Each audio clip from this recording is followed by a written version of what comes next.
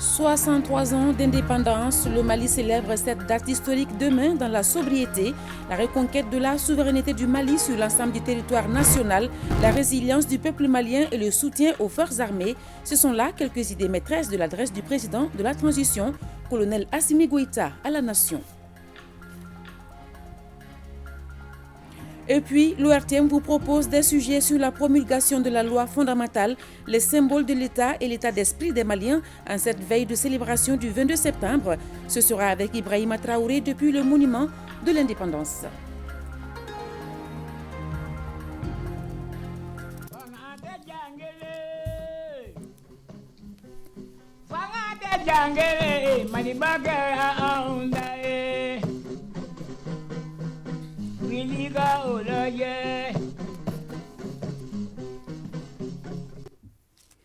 Merci de votre fidélité à l'ORTM. Bonsoir, chers téléspectateurs.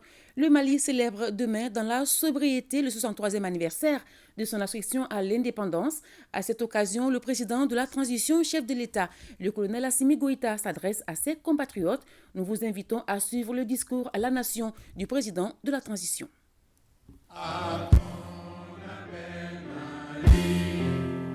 Pour ta prospérité, fidèle à ton destin, nous serons tous réunis. Un peu, un but, une foi, pour une Afrique unie. Si l'ennemi découvre son front, au-delà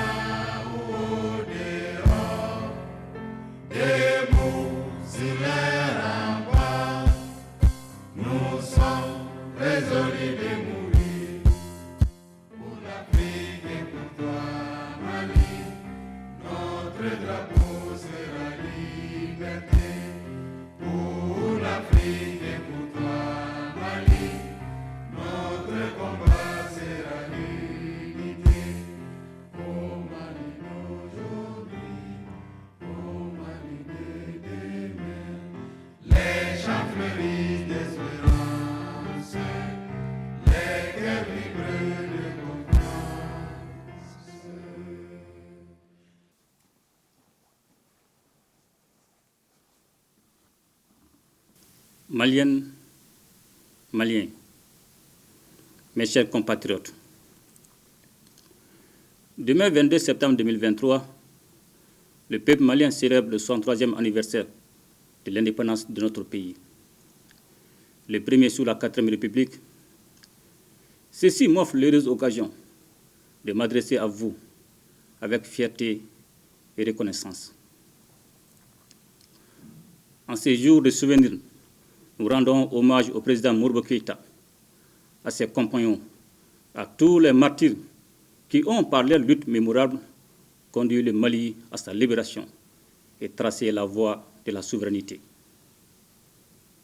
Maliennes, Maliens, mes chers compatriotes,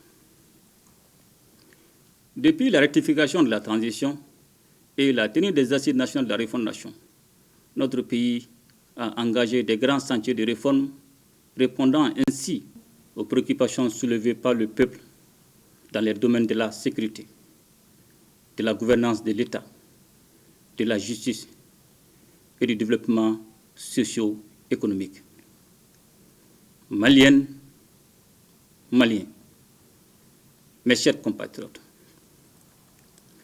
ayant pris conscience que la survie même de notre État dépendait de la question sécuritaire, les autorités de la transition ont opéré des choix stratégiques majeurs qui ont permis l'amélioration de nos capacités opérationnelles et la montée en puissance de l'armée. Suivant notre nouvelle vision de l'outil de défense, celui-ci a connu une mutation en profondeur, d'où un changement radical de mode opératoire dans la lutte contre les groupes armés terroristes, dont les actions perfides ne consistent de nos jours qu'à s'attaquer aux populations civiles innocentes en guise de représailles des lourdes pertes que leur infligent les forces de défense et de sécurité. En témoigne la dernière attaque lâche et barbare contre le bateau Tombouctou dans la localité de Bamba. Aux familles endeuillées, je présente les condoléances de la nation et souhaite prompt rétablissement aux blessés. Les attaques ainsi dirigées contre les populations civiles, de même que celles contre les femmes, ne resteront pas impunies. À ce jour, une enquête est déjà ouverte par la justice malienne. La nouvelle politique de défense intègre les citoyens dans un système plus adapté aux conditions d'un pays faisant face à des menaces sécuritaires multiformes. C'est pourquoi le gouvernement a restauré et amélioré le service national des jeunes. Il a également pris un décret sur la réserve des forces armées et de sécurité. Aussi, la nouvelle constitution prévoit la mobilisation aux côtés des forces armées et de sécurité de tous les citoyens âgés de 18 ans au moins pour la défense de la patrie. Maliennes, Maliens, mes chers compatriotes, après 10 ans de présence des forces étrangères sur notre sol, nous avons compris que la logique était plutôt d'entretenir l'insécurité et de nous maintenir dans la dépendance. C'est la raison fondamentale pour laquelle le peuple malien a décidé de prendre en main sa sécurité. Avec la nouvelle dynamique consécutive au retrait de la MINUSMA et les opérations militaires en cours, le Mali recouvrera sa souveraineté sur l'ensemble de son territoire. À cet effet, en application de la résolution 2690 du Conseil de sécurité des Nations Unies, le gouvernement de la République du Mali veillera au redéploiement effectif des forces de défense et de sécurité, ainsi qu'au retour des services sociaux de base sur l'ensemble du territoire national. Cela est d'autant plus urgent que la deuxième phase du retrait de la MINUSMA devra faire l'objet d'un suivi rigoureux dans les localités de Douanzan, Ansongo, Hagelhok, Kidal, Tessalit, au plus tard le 31 décembre 2023. Ce processus ne saurait se finaliser sans contrainte. Toutefois, j'invite les populations à resserrer les rangs autour des femmes dans l'accomplissement de cette mission décisive. Maliennes, Maliens, mes chers compatriotes, face aux multiples défis auxquels notre pays est confronté, notre diplomatie a su se réinventer pour jouer tout son rôle dans l'atteinte de nos objectifs majeurs de refondation, notamment la reconquête de notre souveraineté. Les résultats obtenus en termes de crédit de notre pays, mais aussi de mobilisation de ressources et de partenariats en soutien à nos efforts de développement, confortent nos choix. Ce repositionnement stratégique impulsé est appelé à se poursuivre dans un contexte d'incertitude lié aux profondes mutations en cours sur la scène internationale. Maliennes, Maliens, mes chers compatriotes, notre pays compte sur son capital humain pour relever les défis de la construction d'une nation prospère.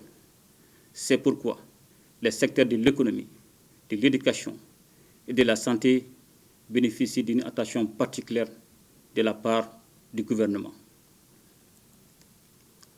Concernant le secteur éducatif, je tiens à saluer l'ensemble des acteurs, particulièrement les enseignants qui travaillent avec abnégation pour donner une bonne instruction aux enfants du Mali. C'est le lieu de relever la bonne organisation des examens depuis l'avènement de la transition. Cette année, les capacités d'accueil au niveau du secondaire seront renforcées avec la construction de lycées dans certaines régions. Au niveau de l'enseignement supérieur, la création du centre d'intelligence artificielle et de robotique est la preuve que le Mali entend promouvoir son développement par les technologies modernes. Conscient des difficultés qui assaillent le système éducatif et de la nécessité de réunir les acteurs comme le recommandaient les Assises nationales de la refondation, le gouvernement prépare activement les États généraux de l'éducation.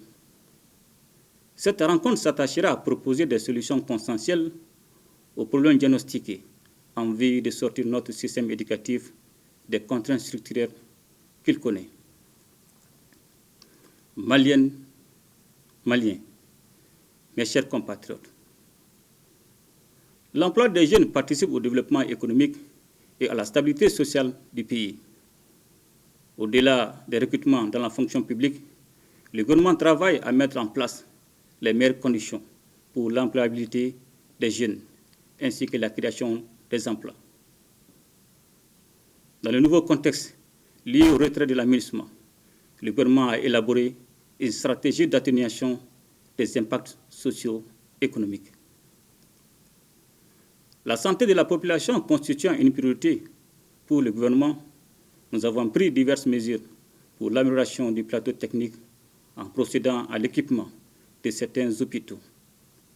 Par ailleurs, plusieurs centres hospitaliers ont été dotés d'ambulances qui permettent d'assurer désormais une prise en charge rapide des malades. Sur le plan sportif, de nombreux chantiers de construction ou de rénovation d'infrastructures sont en cours de réalisation. Toutes choses qui motivent la jeunesse dans plusieurs disciplines sportives. Au nom de notre peuple, j'adresse mes chaleureuses félicitations à tous nos champions.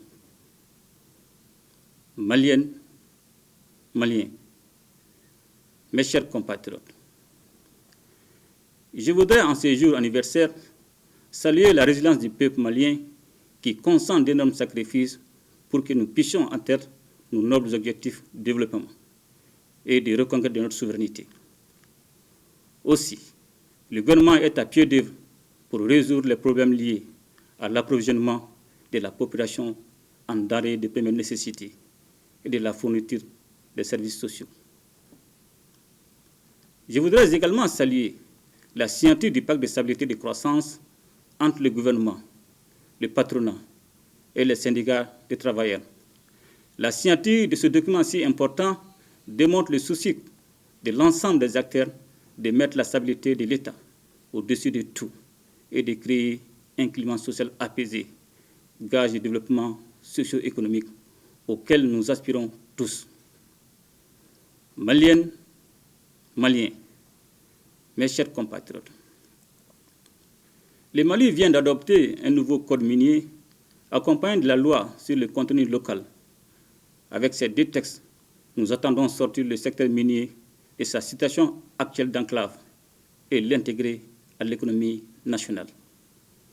Par ce fait, notre pays canalisera les revenus qu'il est en droit d'attendre de l'exploitation minière et développer par la même occasion le tissu industriel et commercial, ainsi que les diverses infrastructures au niveau local et national. La création de la société de recherche et d'exploitation minérale, une société appartenant à l'État à 100% et qui sera chargée de faire de la recherche et de l'exploitation minière et prendre des participations dans le capital d'autres sociétés, participe de cet esprit.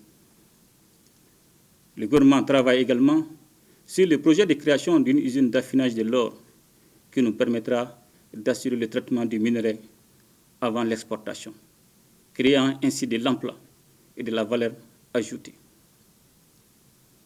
Maliennes, Maliens, mes chers compatriotes, notre ambition étant d'atteindre l'autosuffisance alimentaire sur l'ensemble du territoire national, le gouvernement a consenti d'énormes efforts en faveur du monde rural. Qu'il s'agisse de la subvention des intrants agricoles ou la fourniture d'équipements, l'agriculture fait l'objet d'une attention particulière dans la stratégie gouvernementale. Quant à la recherche agronomique, elle donne beaucoup d'espoir avec le développement de nouvelles variétés dont la culture sera déterminante dans la recherche de solutions à l'insécurité alimentaire dans notre pays. Maliennes, Maliens, mes chers compatriotes, la question de la justice demeure l'une des revendications fortes du peuple malien, Aussi, en vue de renforcer l'institution judiciaire, plusieurs mesures importantes ont été adoptées. Il s'agit entre autres de la création de plusieurs structures spécialisées, notamment le pôle national économique et financier, le pôle national de lutte contre la cybercriminalité, les parquets spécialisés au niveau du pôle judiciaire, spécialisés de lutte contre le terrorisme, la criminalité transnationale organisée, l'agence de recouvrement et de gestion des avoirs saisis ou confisqués. Dans le but de renforcer le personnel du secteur, il convient de noter les vagues de recrutement d'auditeurs de justice et de surveillants de prison au titre de l'année 2022 et le recrutement de greffiers en chef au titre de l'année 2023. La lutte engagée contre la corruption va se poursuivre avec détermination. Toutefois, celle-ci doit s'accommoder du respect des règles de base qui exigent une bonne distribution de la justice. Et je voudrais, en cette circonstance, saluer les partenaires sincères du Mali, singulièrement la Fédération de Russie, dont les efforts et l'accompagnement nous ont été fort utiles pour la préservation de notre souveraineté dans un contexte national, régional et international, marqué par des tensions multiformes sur fond d'intérêts divergents. C'est aussi le lieu de réaffirmer aux femmes la reconnaissance de la nation et la confiance de la hiérarchie militaire pour leur engagement constant dans la défense opérationnelle du territoire et la préservation de notre souveraineté. En définitive, je salue la sagesse et la détermination du peuple malien dans toutes ses composantes, sans lesquelles les bases institutionnelles du Mali Koura auraient difficilement pu être érigées. Bonne fête d'indépendance à toutes et à tous. Vive le Mali Koura. Qu'Allah bénisse le Mali et protège les Maliens. Je vous remercie. À ton appel, Mali, pour ta prospérité, fidèle à ton destin, nous serons tous unis. Un peu, un but, une foi, pour une Afrique unie. Si l'ennemi découvre son front, au-delà ou au-dehors, debout sur les remparts, nous sommes résolus de mourir pour l'Afrique et pour toi, Mali. Notre drapeau sera liberté pour l'Afrique et pour toi, Mali. Notre combat sera l'unité. Au Mali d'aujourd'hui, au Mali de demain, les champs fleurissent d'espérance, les cœurs vibrent de confiance.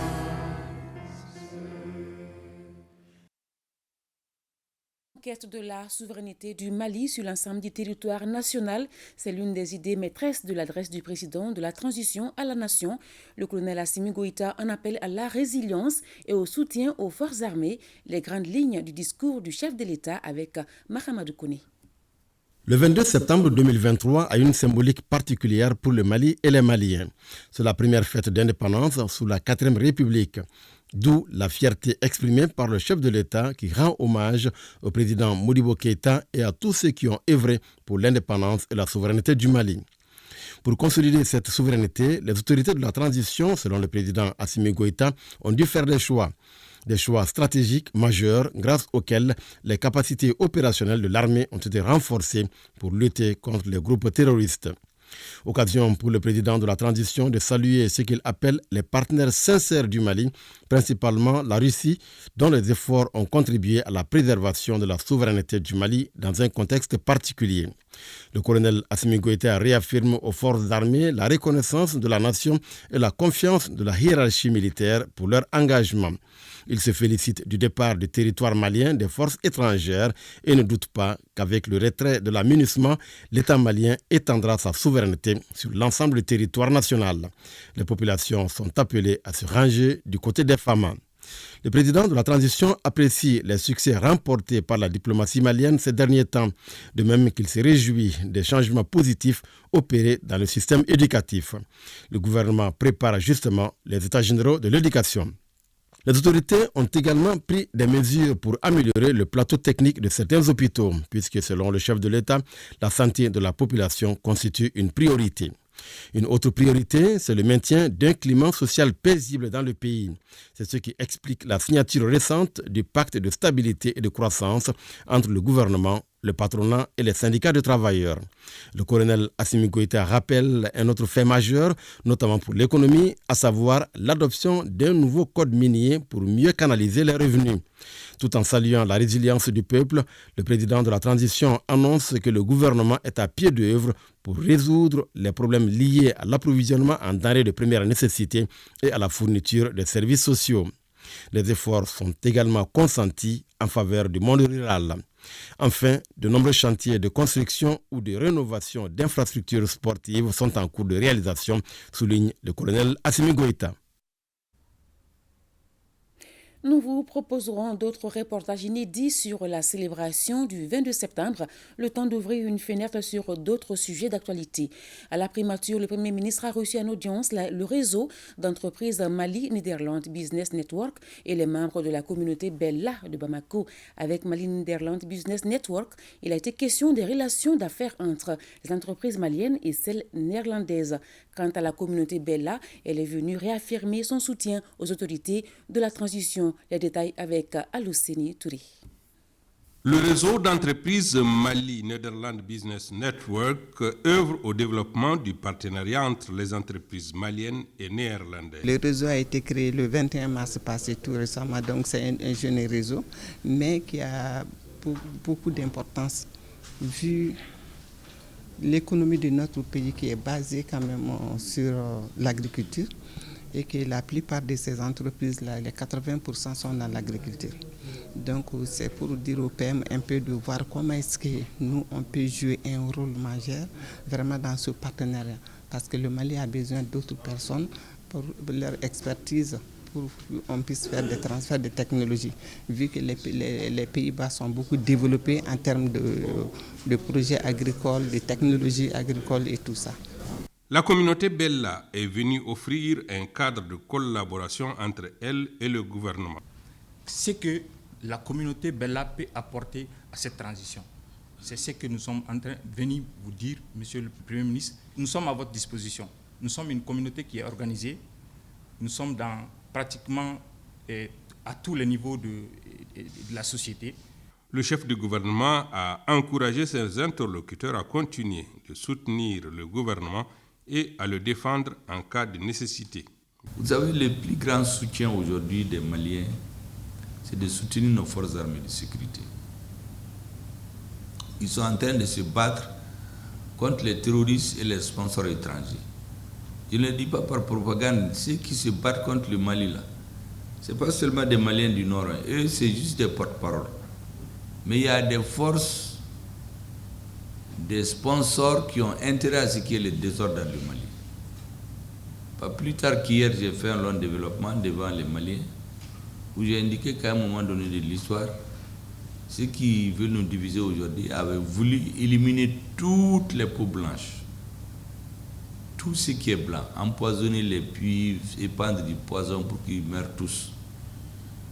Ce sont les mêmes qui viennent dire aujourd'hui que ce sont leurs amis. Ils n'ont pas d'amis, ils n'ont que des intérêts. En attendant, les représentants de la communauté Bella réfléchiront à un meilleur cadre de partenariat à proposer au gouvernement, eu égard au potentiel que recèle cette communauté. Célébration aujourd'hui à l'école de maintien de la paix à Lune-Blondin Bay de la Journée internationale de la paix. Cette journée instituée par les Nations Unies est un appel à l'action en faveur de la promotion de la paix Au Mali, le thème de cette journée est « Technologie numérique, désinformation et paix, le rôle de la jeunesse africaine ». Compte rendu Mamadou Fane. Instituée depuis 1981 par l'ONU, la Journée internationale de la paix vise à renforcer les idéaux de paix, de non-violence et de cessez-le-feu à travers le monde. Le thème de cette année au niveau mondial est « Action en faveur de la paix, nos ambitions pour les objectifs mondiaux ».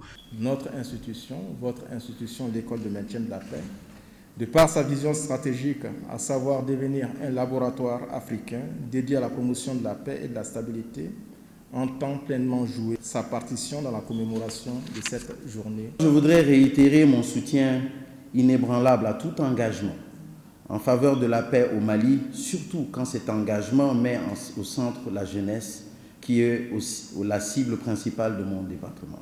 Aussi dois-je attirer votre attention sur le fait que la transition est résolument engagée par la voie de la recherche de la paix sur l'ensemble du territoire.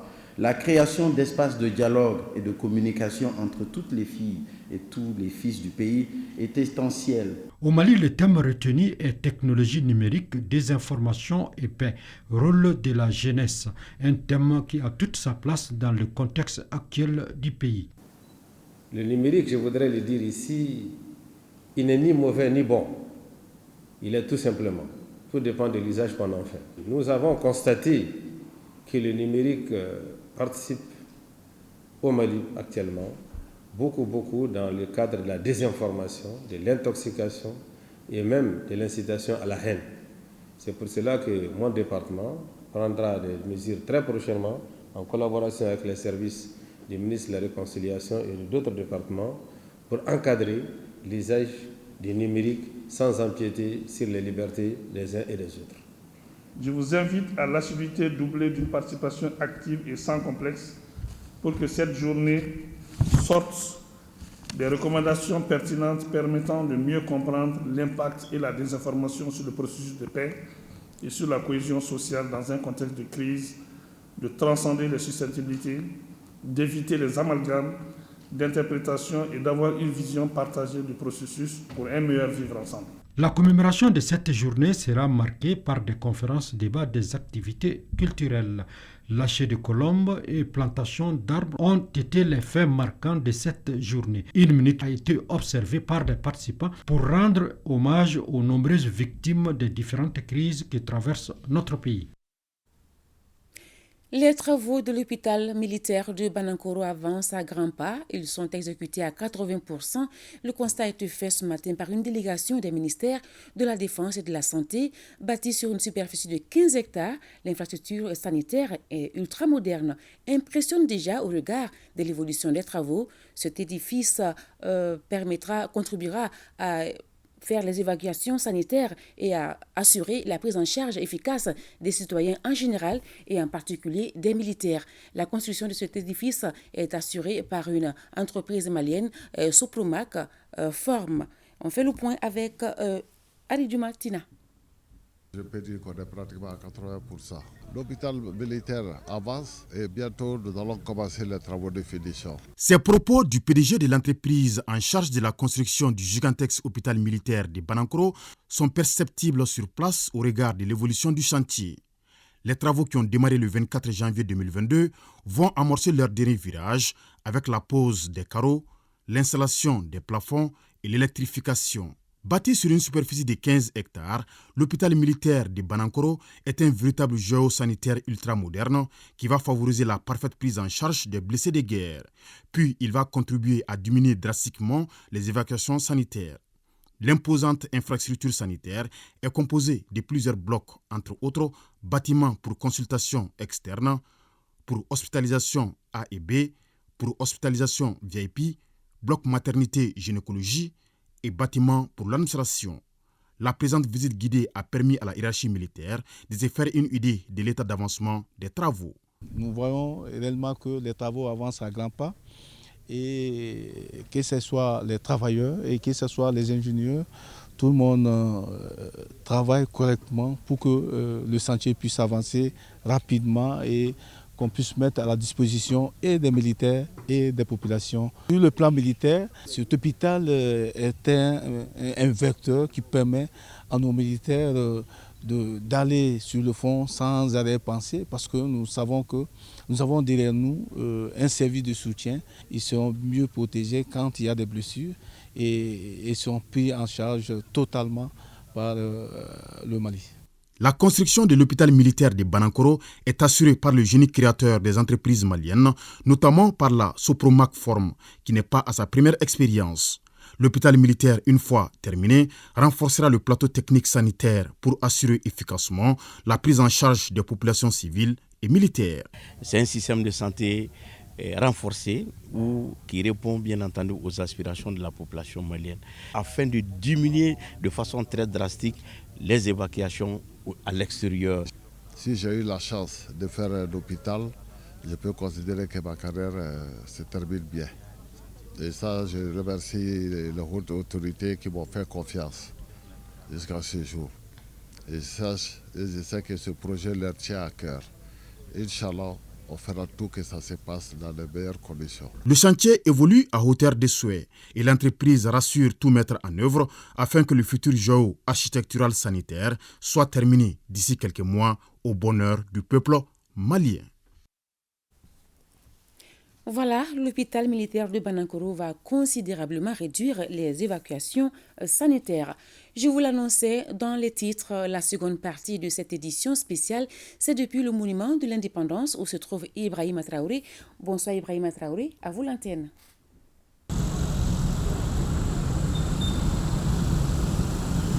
Oui, bonsoir, Salimata Dao. Mesdames, Messieurs, bonsoir. Nous ouvrons cette page spéciale 22 septembre depuis le monument de l'indépendance où le président de la transition va déposer demain une gerbe de fleurs en hommage au père de l'indépendance, classé patrimoine culturel national depuis 2012. Ce monument fait peau neuve pour accueillir le chef de l'État donc demain. Abdul Karim Kaba était là ce matin. Voici son reportage. Avec ses coupoles en forme de minarets et de mirables, le monument de l'indépendance est un véritable chef-d'œuvre architectural classé patrimoine national. Il est le symbole de la souveraineté nationale et internationale retrouvée après un siècle de domination coloniale. Au sommet se trouve une coupole dorée faite de bronze. Le monument de l'indépendance a été inauguré le 22 septembre 1995 par le président de la République Alpha Omar Konaré à l'occasion du 35e anniversaire de l'indépendance du Mali. Le monument de l'indépendance est construit de béton revêtu par du marbre. Le monument est battu sur 4 piliers avec des mirables en bas desquels sont gravés les noms des médailles d'or de l'indépendance du Mali. Tout un symbole pour le Mali, ce monument est dédié à la fête de l'indépendance et au sacrifice consenti par les héros. Oui, c'est ici, ce vendredi matin donc, que le président de la transition, le colonel Assimi Goïta, déposera la gerbe de fleurs. Ce geste salue la mémoire des personnalités civiles et militaires, nationales et étrangères, qui se sont illustrées par leur bravoure, leur engagement et leur assiduité, mais aussi par leur esprit civique et patriotique pour l'indépendance du Mali.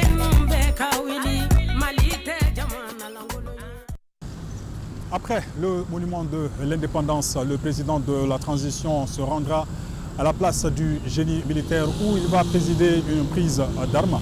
Événement à ne pas manquer en direct sur nos antennes. Alors la fête de l'indépendance du Mali qui se fait cette année dans la sobriété, ce n'est pas qu'à Bamako, c'est aussi à l'intérieur du pays. Partons à Tombouctou où nous avons en ligne Najim Baba Sissé. Alors dites-nous quel est le programme sur place demain.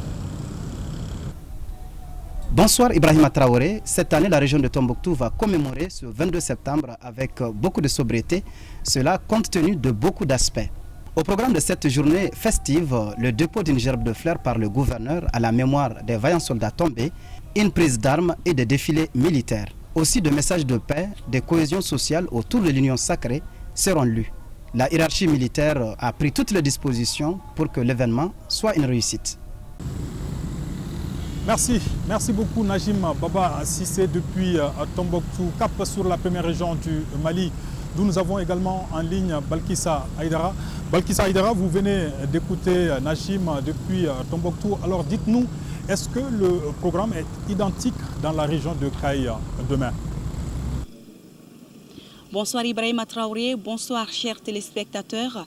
Et oui, le programme est pratiquement le même ici à Kayes. C'est dans la plus grande sobriété que ce 63e anniversaire de l'accession de notre pays à l'indépendance sera célébré, avec d'abord un dépôt de gerbes de fleurs ici au rond-point des Martyrs par le chef de l'exécutif régional pour rendre hommage au père de l'indépendance.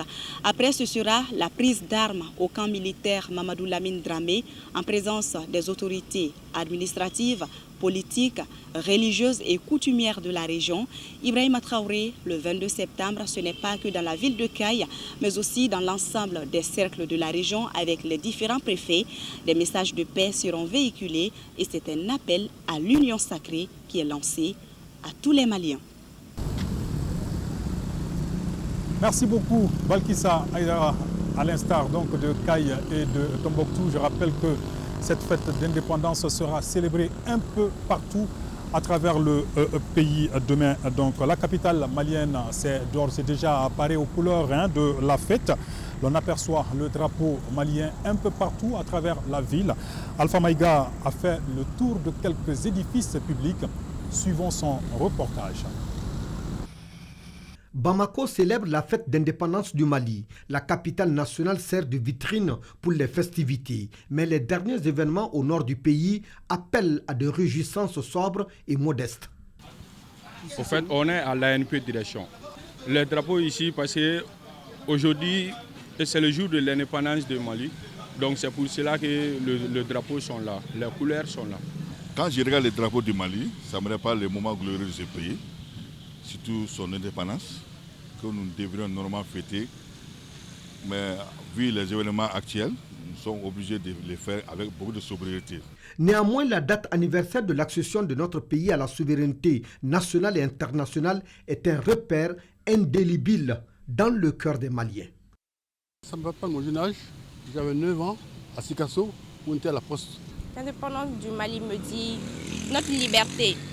Et ça nous fait vraiment plaisir d'avoir notre liberté. On a 63 ans. Quand je vois le drapeau, ça me fait vraiment plaisir, je suis contente. La capitale Bamako est dans la célébration par moments, mais les moments sont dans la réflexion, la communion et le recueillement. Le drapeau flotte partout sur les édifices et devant les étals et autres ateliers de plusieurs riverains des artères principales. Les marchands à la sauvette en vendent comme des petits pains et les usagers de la route ne se gênent pas dans la circulation pour s'offrir un gadget pour montrer leur attachement à la nation. Je suis là pour payer le drapeau pour demain. Ouais, c'est la fête. Le 22 septembre, et puis tu vas l'amener où?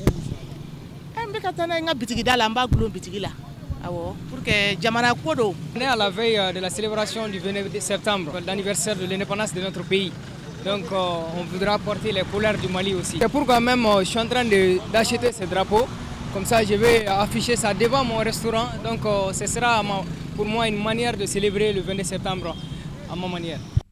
La symbolique de la fête est surtout marquée sur les réseaux sociaux où la visibilité est plus grande. Le drapeau se partage et s'affiche sur tous les murs et tous les comptes. Mais il y a un mais puisque le plus marquant est que la sobriété de cette réjouissance qui se fait en harmonie à la mémoire de nos vaillants soldats. Des soldats qui défendent l'intégrité territoriale du Mali. Voyons à présent les grands formats de la rédaction consacrée au 22 septembre. D'abord, gros plan sur les symboles de l'État, le sceau, les armoiries de la République, la devise nationale ou encore l'hymne national. Chacun de ces symboles est chargé de sens et porteur de valeur. Il constitue en un mot des attributs de la souveraineté. Mamari Kone. Au Mali, les symboles de l'État sont au nombre de 5. Il s'agit du drapeau, de l'hymne national, de la devise, du sceau et des armoiries. Chaque symbole a une signification et un rôle. Les emblèmes et les symboles de la République fournissent une représentation concrète ou symbolique de l'État. Support traditionnel d'identification collective, les symboles de l'État sont des attributs de souveraineté. Chacun de ces symboles est chargé d'essence et porteur de valeurs. Le symbole de l'État, c'est déjà l'incarnation du sens profond que l'État entend donner aux valeurs qui sont les siennes, aux valeurs qu'il veut se donner, aux valeurs qui traduisent les objectifs et les qualités qu'il veut donner aux citoyens de son pays. Premier symbole de l'État, le drapeau ou emblème national. Il est une pièce d'étoffe attachée qui représente la personne morale d'une nation. Aujourd'hui, le drapeau national flotte sur tous les édifices publics, les vestibules des chefs de village, des quartiers et des fractions. Il est déployé dans la plupart des cérémonies officielles, qu'elles soient civiles ou militaires. Le drapeau malien, d'après la loi, est composé de 3 bandes verticales égales, de couleur vert, or et rouge. La couleur verte représente de façon générale la prospérité, l'espérance, la vie. La couleur or, comme son nom l'indique, représente la richesse. La couleur rouge symbolise le sang, c'est-à-dire le sacrifice du citoyen, sacrifice déjà consenti ou sacrifice qu'il est prêt à consentir pour préserver sa patrie. En vue de faire renaître les valeurs patriotiques et susciter l'amour du pays chez la population, le président de la transition, le colonel Assimi Goïta, a institué depuis le 2 août 2021 la traditionnelle montée de couleurs à Koulouba le premier lundi de chaque mois. Il répond ainsi à l'appel patriotique, celui de faire respecter les symboles de l'État par la jeune génération. L'hymne national est une composition musicale destinée à représenter une nation dans le protocole international. Le Mali est le nom donné à l'hymne national écrit par l'équipe dirigée par l'écrivain Seydou Badian Kouyaté sous les notes musicales de l'artiste Bazoumana Sissoko. C'était le 9 août 1962. L'hymne national, c'est un chant à la gloire du pays, à la magnificence des valeurs des enfants du pays, à leur détermination à combattre là aussi pour mériter de la nation, leur détermination à défendre ce qui est malien, ce qu'il y a de plus profond en eux, ce qui incarne leur citoyenneté. La devise nationale est une phrase courte suggérant une ligne d'action ou un idéal national commun. Au Mali, elle traduit notre volonté de vivre en commun. Un peuple, un but, une foi. Un peuple, pour dire que le Malien, d'où qu'il soit, sur le territoire national, il constitue avec les autres Maliens le même peuple. Un but. Ce peuple-là, dans sa diversité, ne poursuit qu'un seul but, une foi. Ça traduit la détermination de ce peuple-là à atteindre ensemble ce but-là. Le sceau est destiné à garantir l'authenticité d'un document ou d'une information. Il vise aussi à rendre évidente son éventuelle divulgation ou son altération. Le sceau, c'est le signe qui incarne l'authenticité qu'on doit donner à un acte émanant d'une autorité légitime. Pour dire que n'importe qui, si vous permettez l'expression, ne peut pas utiliser le sceau. Il y a des autorités qui ont qualité pour utiliser le sceau. Les armoiries sont des marques distinctives qui ont pour fonction initiale de dire l'identité d'un État qui les porte. La reproduction de ces armoiries est subordonnée à une autorisation préalable du ministre de la Justice, garde des Sceaux. Quant aux armoiries, c'est un ensemble de symboles, de signes qui caractérisent une administration, une collectivité, etc. L'exemple qu'il me plaît souvent de rappeler, c'est celui des 3 caïmans qui symbolisent la ville de Bamako. On dit la ville aux 3 caïmans. Les 3 caïmans, c'est les armoiries de la ville de Bamako. Depuis un certain temps, force est de constater une mauvaise utilisation des symboles de l'État. Des utilisateurs à d'autres fins qui peuvent s'exposer à des poursuites judiciaires. C'est comme si, par exemple, moi je partais confectionner un sceau pour dire que je suis ministre de la République ou bien que je suis président de la transition ou quelque chose de ce genre. celui qui prend les couleurs nationales, qui mérite tout le respect dû au symbole que ces couleurs-là représentent, et qui les piétine, ou qui les déchire, ou qui les brûle, s'expose à une sanction pénale. En vue d'harmoniser l'utilisation des symboles de l'État, le ministère en charge de la question a créé en juillet 2023 un comité technique chargé d'organiser une semaine nationale pour l'harmonisation et l'utilisation des symboles de l'État. Les symboles de l'État méritent une considération car là où l'État est présent, agit, finance. Sa présence doit être clairement identifiée.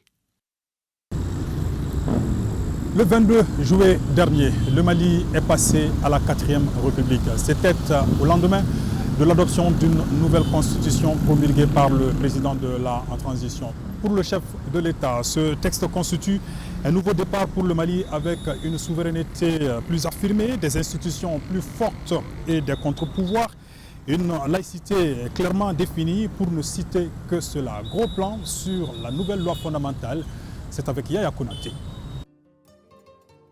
Une signature qui propulse le Mali dans la 4e République. Le 22 juillet dernier, le président de la transition, chef de l'État, promulgue la nouvelle constitution après un référendum où le oui l'a emporté avec 96,91% des voix. Le couronnement d'un processus né de la volonté de réforme exprimée au cours des assises nationales de la refondation, processus dont le mot d'ordre a été l'inclusivité. Pierre angulaire de ces réformes, la nouvelle constitution se veut un nouveau départ pour le Mali, celui du Malikoura, a dit le chef de l'État.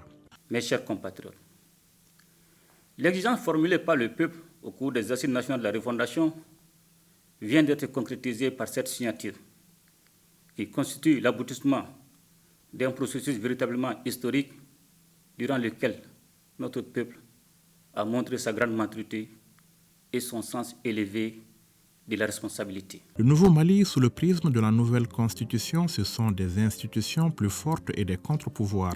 Désormais, les Maliens auront droit à un parlement bicaméral avec la mise en place d'un Sénat, tandis que le Conseil économique, social et culturel ajoutera une corde environnementale à son arc. Quant au président de la République, ses pouvoirs sont désormais renforcés. On a responsabilisé le président parce que c'est lui qui a été élu. Donc, il est responsabilisé devant le peuple.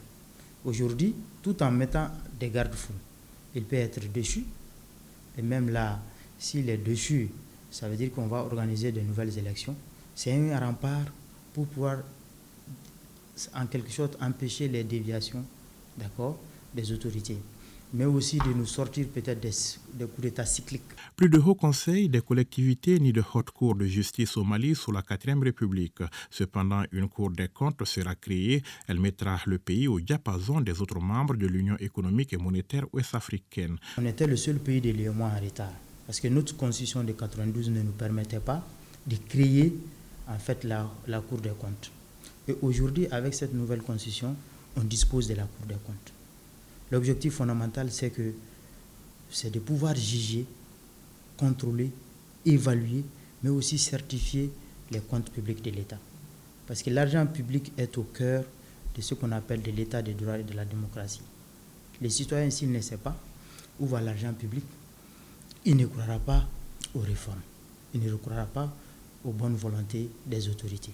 État unitaire, indivisible et démocratique, le Mali le demeure après la révision constitutionnelle. République laïque, le pays reste aussi, même si cette question a fait couler beaucoup d'encre et de salive. Une occasion que le constituant n'a pas manqué pour préciser ce que c'est que la laïcité à la malienne. Je crois que la notion de laïcité a été clairement précisée.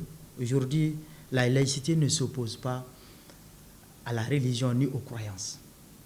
Elle ne s'oppose ni à la religion ni aux croyances. La laïcité vise à promouvoir ce qu'on appelle le vivre ensemble. Avec sa nouvelle constitution, le Mali s'exprime et s'affirme comme un État souverain à part entière. Et parmi les symboles de cette souveraineté retrouvée, les moyens garantis à l'armée pour accomplir sa mission ou encore l'érection des langues nationales en langues officielles, tandis que le français devient langue de travail. On est une population où le taux d'alphabétisation n'est pas aussi important que ça. Ça permettra aux gens de pouvoir mieux comprendre le message des autorités et de pouvoir s'intéresser facilement, d'accord, aux actions de citoyenneté. La langue fait partie des 3 éléments de souveraineté pour un pays. la souveraineté de la langue, la souveraineté monétaire et la souveraineté militaire. Donc la langue est extrêmement importante. Si la révision constitutionnelle à elle seule constituait une réforme majeure, elle n'est de loin pas la seule pour remettre le Mali sur la voie du salut. Tous les secteurs de la vie sont concernés avec des textes majeurs déjà adoptés dans plusieurs domaines. On peut citer entre autres les réformes électorales ou encore le secteur minier avec l'adoption d'un nouveau code et d'une loi sur le contenu local. Mais du point de vue de l'analyste politique, une dimension essentielle concerne l'homme, le Malien lui-même. Ce n'est pas que les textes. C'est l'homme malien même qu'il faut reconfigurer. Parce qu'il a perdu toutes ses valeurs.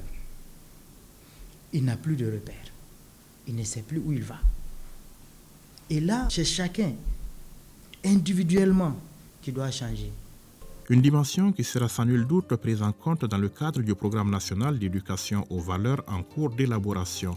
En attendant, le référendum constitutionnel du 18 juin dernier aura eu le mérite de servir de test grandeur nature en vue des élections générales qui devront marquer la fin de la transition et le retour à l'ordre constitutionnel normal. À chaque événement, ces acteurs et ces témoins, l'accession du Mali à la souveraineté nationale et internationale a bien les siens. Parmi eux, à la faveur du 63e anniversaire du Mali indépendant, nous avons jeté nos projecteurs sur deux. Faïra Diarra, dernier survivant des médaillés d'or de l'indépendance, résident aujourd'hui à Koulikoro, et Lamfia Kouyaté, grand griot de plusieurs personnalités de la République du Mali. Ces deux témoins de l'histoire du Mali sont sous le feu roulant de Soli Ibrahima Keïta.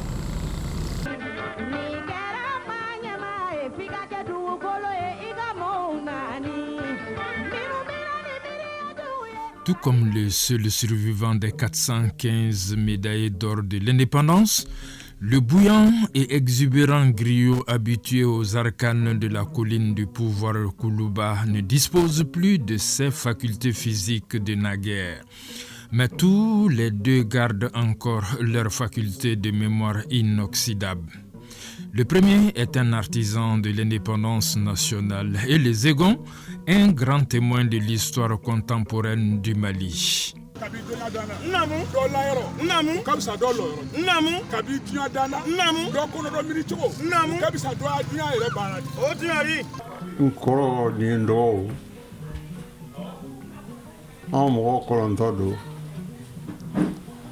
Mais ala y'a kɛ a bɛɛ ntanyalen do bi ne kelen pe dɔrɔn de bɛ dina n bɛ ala ta dɔn. L'histoire du Mali, je serai sur 3 plans. 1, on m'a dit. 2, j'ai vu. 3, j'ai participé. À Karanyana, parce que le jour où la proclamation de l'indépendance du Mali, j'étais présent. Mbolo de Nambarado, j'ai participé à travailler. Le jour de l'indépendance, le 22 septembre 1960, le président Mourou nous a demandé de planter un arbre. J'ai planté un arbre à Bamboura. J'ai défilé devant Mourou le 22 septembre 1966. Pour terminer, lors de l'inauguration de la librairie populaire, on a choisi 2 jeunes, bien habillés, très corrects. On a mis un à droite de Moribo, un à sa gauche. Celui qui était à la gauche de Moribo, c'était moi. Si sa longévité et le sort réservé à sa famille constituent une pure sélection de la nature, Faïra Diarra aura été un véritable artisan de sa vie professionnelle et politique. Un vécu qui n'exige ni Djandjo, ni Nyangara ou Tanan, mais mérite un air digne, comme savent justement le faire les maîtres de la parole. Ne bangena Kulukoro yan nɔ vers 1924 n fa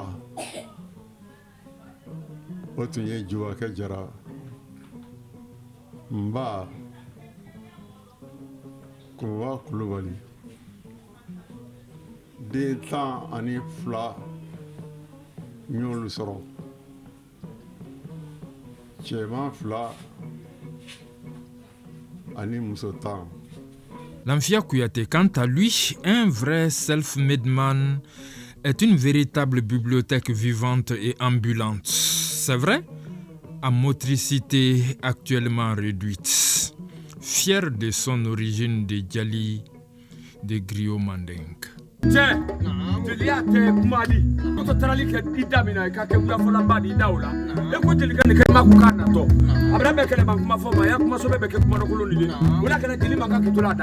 je m'appelle Lamphia Kouyaté. Mon père s'appelle Namour Kouyaté. Ma mère s'appelle Salam Kouyaté. Les Kouyaté sont des griots du Manding. Je suis un griot du Manding. Dans l'école là, en 1935, ni Chirou Badjan, le nom B de l'école que nous avons fait. 1942, ma gueule n'a pas école là. Mais Mbora Yiramade.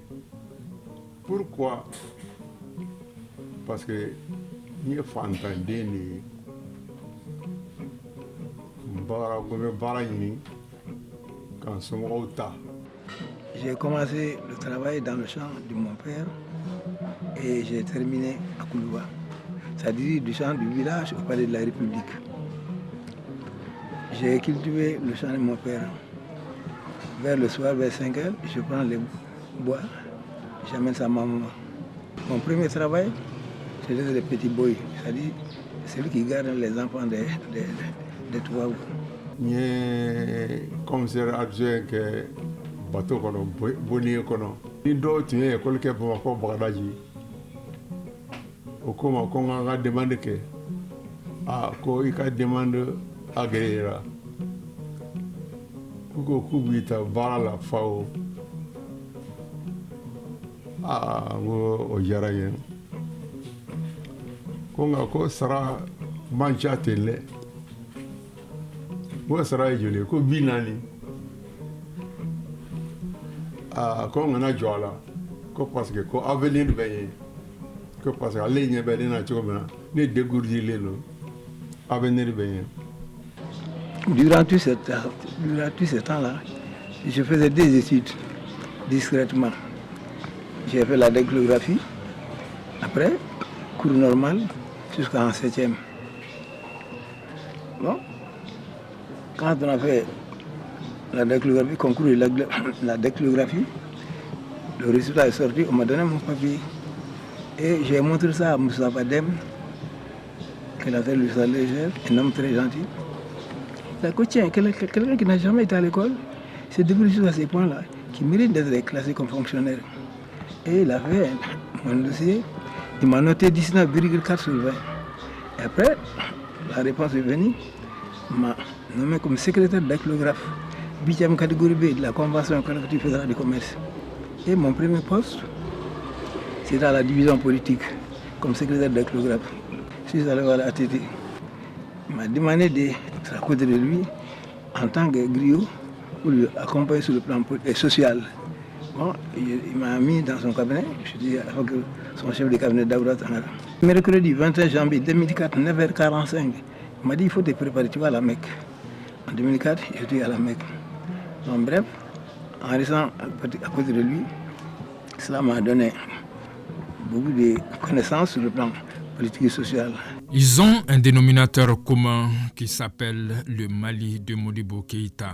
Senghor, on est Modibo, oui, Fédération du Mali, mais là-bas en 1960, avec Latera, oui, Modibo venait de Dakar. Amené, mais après, il y a d'autres trains quand on a au dos de mairie d'Ala. Jama tu veux quoi ça fait un yamurbo mais Sénégalais de Aken tu vois tu viens yamurbo gagnado patriote du tu me frappé jamana beffé frappé bête bafé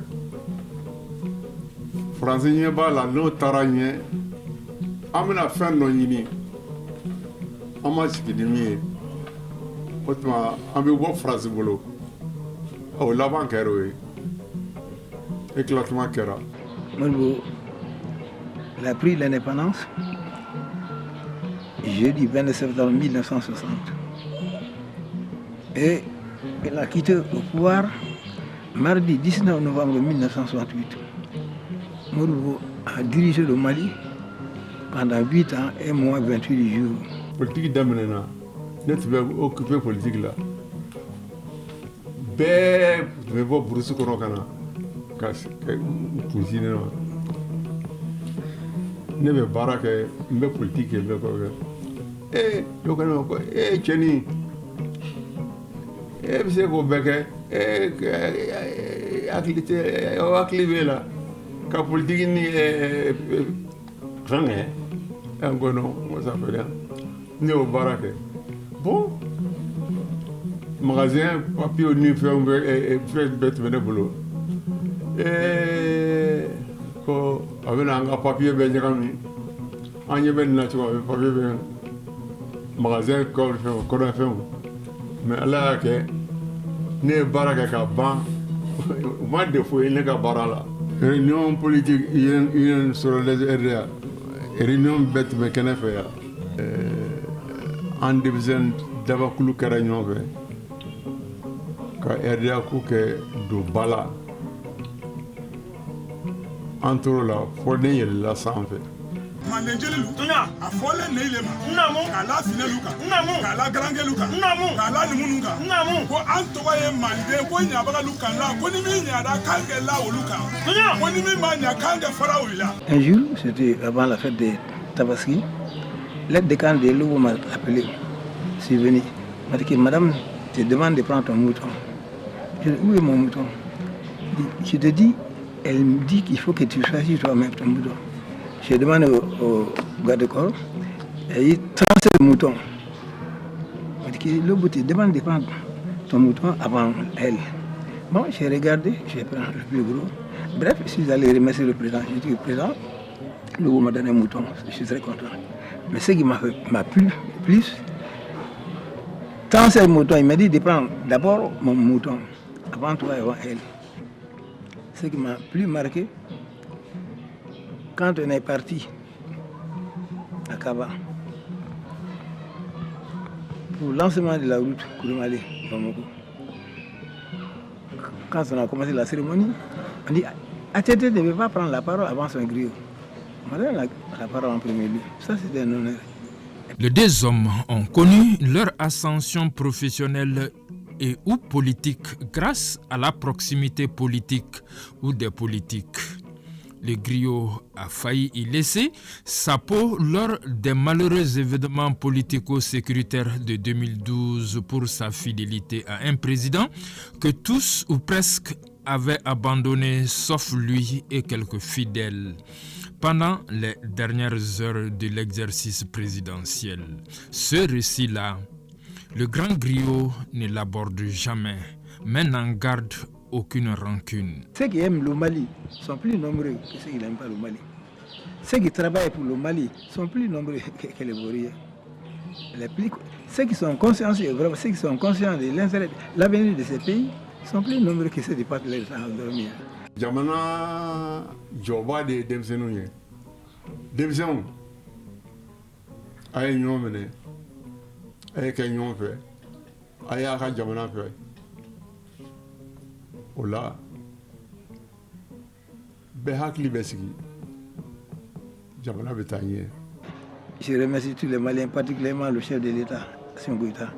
Mais ce que je lui demande, Maïna Assimi Goïta fait.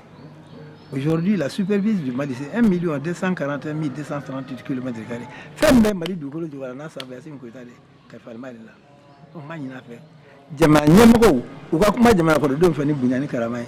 Maïni du tout fait, ou Kakuma du don fait ni Bunyani Karamay. Maïni Wadi Kara fait, ou Kakuma Dinamo Fani Bunyani Karamay. Maïni du tout fait, ou Kakuma du don Fani Bunyani Karamay. Maïni Yamakalo fait, ou Kakuma Jati Fani Bunyani Karamay. Maïni Yamakalo fait, Angakuma Fani Bunyani Karamay.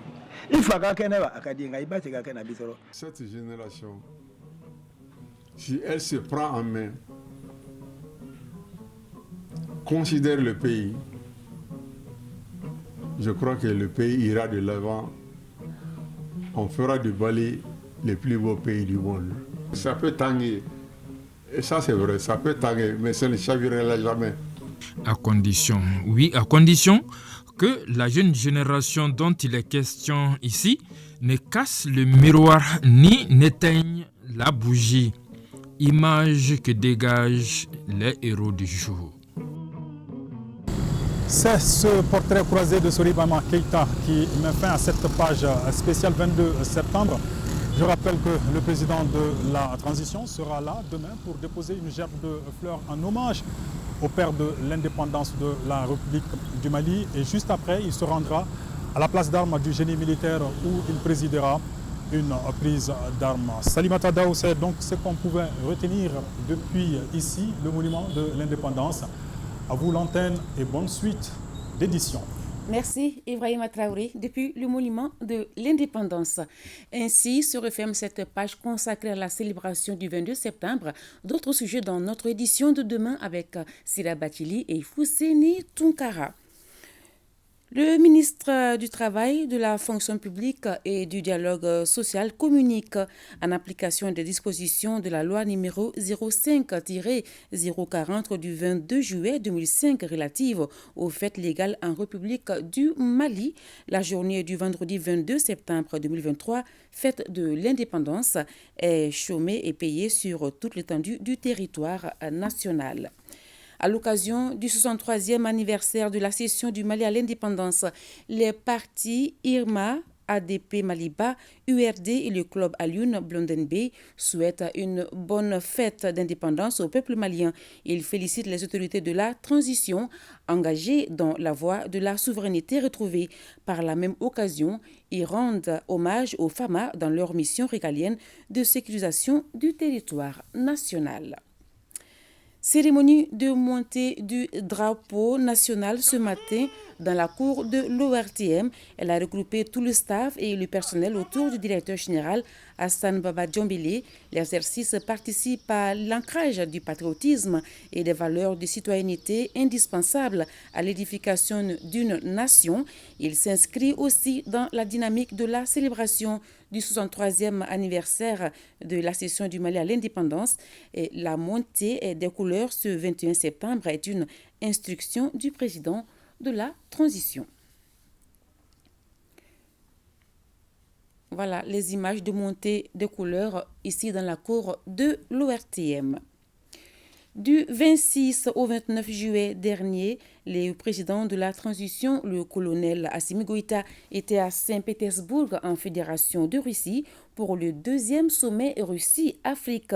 C'était la première visite du chef de l'État à l'étranger depuis son investiture, visite consacrée à un partenaire stratégique du Mali. Ce soir, nos envoyés spéciaux reviennent sur cette visite qui a été l'occasion de resserrer davantage les liens entre Bamako et Moscou. Je vous propose de suivre un extrait de ce magazine spécial.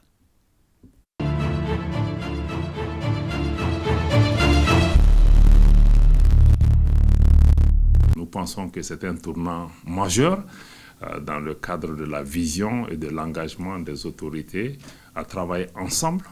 En tout cas pour nous, Mali, désormais, nous l'avons indiqué, nous souhaitons travailler dans le sens de l'intérêt des populations maliennes de façon indépendante, sans nous laisser dicter, en tout cas des choix par d'autres partenaires. Et cette visite se situe dans ce cadre-là que le Mali désormais va parler pour lui-même, va assumer ses choix, va avancer avec des partenaires qui sont sincères et qui respectent les choix des Maliens.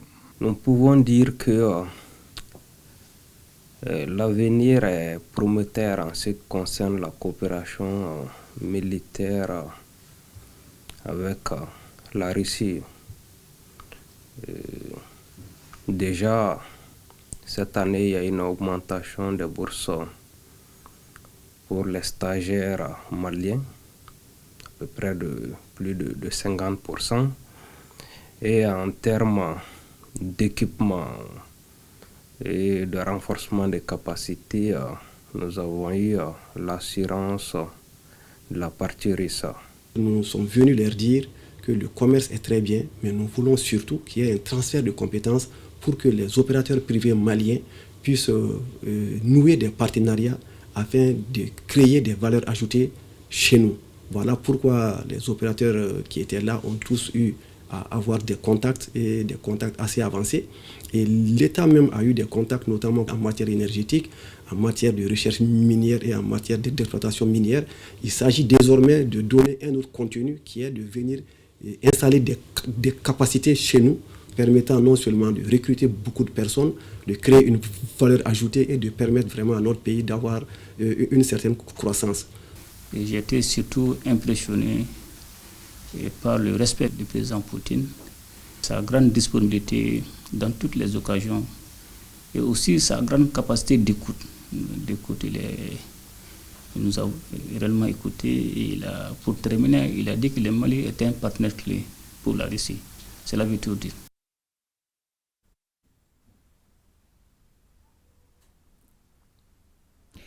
Nous ouvrons une fenêtre sur les activités de la Semaine nationale de la réconciliation Sénat, dont les travaux de la deuxième édition ont pris fin sur l'ensemble du territoire national.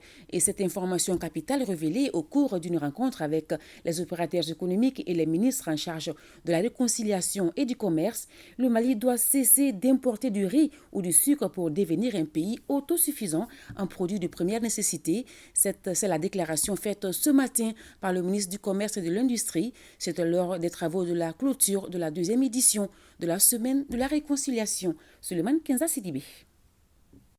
Produire et produire plus, sortir du commerce itinérant à l'industrie transformatrice, transformer beaucoup pour consommer malien, tel est l'invite fait aux opérateurs économiques maliens par les autorités de la transition. D'où le titre de la conférence qui a meublé cette belle journée, aura des opérateurs économiques dans le renforcement de la résilience au Mali. Pour les uns et les autres, c'est grâce aux opérateurs économiques que le Mali a pu tenir face aux sanctions de la CEDEAO, la flambée des prix de certains produits sur le marché international. Comment avoir du sucre en plein temps au Mali, l'huile, le riz? Il faut des solutions structurelles, c'est-à-dire il faut vraiment faire un plan de production massif de ces produits, de les transformer et pour pouvoir les commercialiser. Le potentiel existe au Mali, tout le monde le sait, nous avons les terres agricoles, nous avons la jeunesse, le soleil et l'eau. Il y a des experts brésiliens qui vont venir, qui vont faire l'outil industriel et de performance des usines de Nsukala et Soukala, et qui vont nous dire combien d'hectares faudra-t-il aménager pour que dans les 3 prochaines années, le Mali puisse être autosuffisant en sucre et pour qu'on sorte définitivement de la pénurie de sucre sur nos marchés. Plusieurs interventions ont marqué cette journée.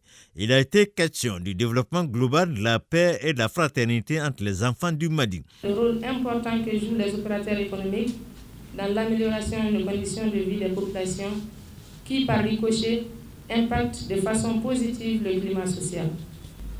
Dédié à la réconciliation, à la paix, au pardon, à la cohésion nationale et au vivre ensemble entre les filles et les fils de notre pays, ce rendez-vous annuel a été une véritable symbiose sociale. Il est demandé à nos opérateurs économiques d'échanger des caps, d'étendre vers la grande production, à la transformation pour fabriquer, commercer et consommer malien. À présent, nous vous proposons les cérémonies d'ouverture de la Semaine nationale de la réconciliation, deuxième édition, dans les régions de Ségou, Taoudéni et Sikasso. C'est avec nos différents reporters Fousseni Samake, Chefé Moulaya Aydara et Moussokoro Sirimi. Cette Semaine nationale de la réconciliation lancée à Ségou est placée sous le thème « Ensemble, engageons-nous pour relever les défis d'une paix inclusive et durable au Mali ». La semaine vise le renforcement du vivre ensemble, la tolérance, la cohésion sociale et la promotion des actions de solidarité. Mon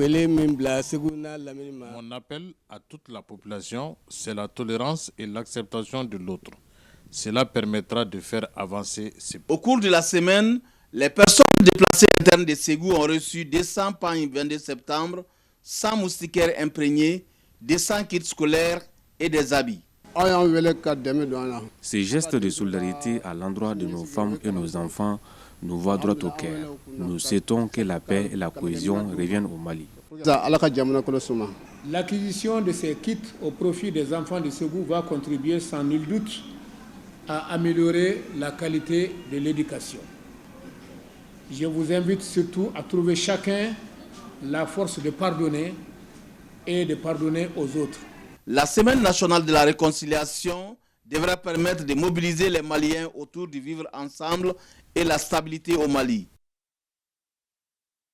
Suite aux attaques perpétrées dans certaines localités de la région, ainsi que celle du bateau Tombouctou ayant fait des victimes civiles et militaires, en majorité des femmes et des enfants. Les imams et urdis de la région de Toudeni ont organisé ces séances de lecture du Saint-Coran pour implorer Allah pour le repos de leur âme, en même temps faire des bénédictions pour la paix, la quiétude et surtout la réconciliation entre les Maliens. Nous sommes dans le cadre vraiment de la Semaine nationale de la réconciliation. L'ensemble des imams et des érudits de la région de Toudeni sont retrouvés pour faire des lectures du Coran. Nous demandons au bon Dieu de protéger le Mali, de nous protéger, nous, notre région, le Mali en général et le monde entier. Cette cérémonie de lecture du Coran se tient dans le cadre de la Semaine nationale de la réconciliation, à travers laquelle les autorités démontrent tout leur engagement afin de réconcilier les Maliens où qu'ils soient. Aujourd'hui, Toudeni a besoin de la paix. Tous les régions du Nord ont besoin de la paix. Donc nous avons initié ça pour pouvoir demander aux Tout-Puissants de nous aider pour qu'au moins on puisse retrouver la situation d'antan. Je pense qu'aujourd'hui, c'est l'occasion vraiment de se retrouver et nous prions Dieu pour que la paix et le relèvement du Mali soient. Cette lecture du Coran se déroule également à l'intérieur de la région de Toudeni, dans les différents cercles et villages. C'est par le chant de l'hymne national du Mali, suivi d'une prestation sur la paix et le sursaut national, que les activités de la CNAR, Semaine nationale de la réconciliation, sont lancées à Sikasso. L'éducation sur la diversité culturelle et religieuse peut aider à prévenir les préjugés et les conflits. Ensemble, engageons-nous pour relever les défis d'une paix inclusive et durable est le thème retenu pour cette deuxième édition. L'équipe régionale d'appui à la réconciliation ERA a entrepris beaucoup d'activités pour la promotion de la paix et de vivre ensemble. Le premier adjoint au maire de la commune urbaine de Sikasso salue cette initiative des plus hautes autorités et invite la population à y adhérer. Et la chef de l'exécutif régional d'ajouter que les uns et les autres doivent s'accepter dans leurs différences de religion, de couleur et d'ethnie en vue de favoriser l'unité nationale. Hors du Mali, en marge du débat général annuel de l'Assemblée générale des Nations unies, les États membres ont tenu hier une réunion de haut niveau. Elle a porté sur la prévention, la préparation et l'intervention en cas de pandémie pour tirer les leçons des mesures prises par le gouvernement et les organisations internationales face au fléau de la COVID-19. Dans sa déclaration, le ministre de la Santé a fait le point des mécanismes nationaux du Mali et appelle les partenaires à plus de mobilisation en faveur des populations maliennes. Je vous propose de l'écouter au micro de Aïssata Ibrahim Maïga. À l'instar d'autres pays du continent, le Mali a souvent été éprouvé par des pandémies en raison des conditions socio-économiques et environnementales difficiles. À ces facteurs s'ajoute la crise sécuritaire qui traverse le pays depuis 2012. Au cours de la dernière décennie, des pandémies comme le VIH-Sida, la maladie à virus Ebola, le paludisme, le choléra, la tuberculose, la COVID-19 ont secoué les populations maliennes. Pour y faire face, il a été procédé à la définition d'un profil de risque et menaces sanitaires sur le plan national dans les domaines de la santé humaine, animale et environnementale. Le gouvernement a aussi mis en place un cadre de coordination multisectorielle et une plateforme nationale, Une seule santé, One Health. Partagé entre les défis sanitaires, humanitaires et sécuritaires, mon gouvernement sera reconnaissant à la communauté internationale de lui apporter l'appui nécessaire afin de répondre de façon prompte et efficiente aux besoins de nos populations, surtout les plus vulnérables dans les zones de conflit. Monsieur le Président, Mesdames, Messieurs les participants, je voudrais réitérer à l'ensemble des partenaires multilatéraux et bilatéraux la gratitude du gouvernement et du peuple malien pour leur soutien précieux et multiforme dans le domaine de la santé publique. Pour terminer, je voudrais ici donner l'assurance que les autorités de la transition malienne continueront à jouer un rôle constructif dans la définition des meilleures stratégies de lutte contre les urgences sanitaires.